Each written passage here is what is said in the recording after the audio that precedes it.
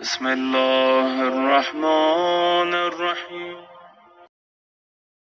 اب یہاں پر ایک نقطہ یہ بھی بتا دیا جائے کہ دوسری درجے کی جو توحید ہے اس میں آپ کتابوں کے ذریعے سے بھی منزل حاصل کر سکتے ہیں، مگر تیسرے درجے کی جو توحید ہے کہ آپ علم غیب حاصل کر لیں، برزخی آنکھ کھل جائے، برزخی کان کھل جائیں، اس میں استاد کا ہونا ضروری ہے، علم کا ہونا ضروری ہے، ورنہ اس مقام پر شیطان کوئی نقصان کر سکتا ہے آپ کا۔ شیطان ڈاکو ہے، رہزن ہے، لہذا مضبوط استاد، اور استاد کا کام کیا ہے کہ وہ امام زمانہ تک آپ کو پہنچائے۔ ایسا استاد، استاد کی پہچان یہ ہے کہ آپ دنیا میں جہاں بھی ہوں وہ آپ کو دیکھ رہا ہو،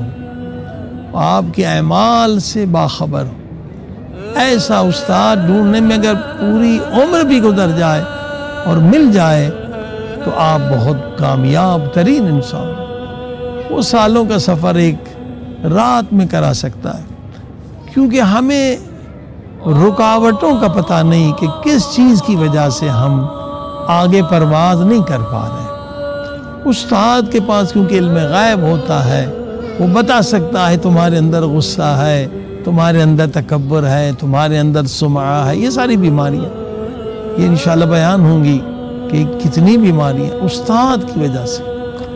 یہ تیسرا اور چوتھا درجہ توحید میں۔ اور استاد کیسے ملے؟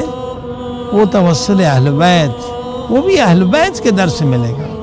زیارت عاشورہ ہر روز پڑھیں، دعائے توسل ہر روز پڑھیں، زیارت آل یاسین ہر روز پڑھیں، کم سے کم یہ 3 دعا زیارت، اور التماس کریں مولا مجھے اپنے بارگاہ سے استاد عطا فرما جو مجھے امام زمانہ تک پہنچائے۔ لوگ فوراً کہتے ہیں ہم امام زمانہ تک پہنچے، نہیں، یہاں بھی وسیلے کی ضرورت ہے۔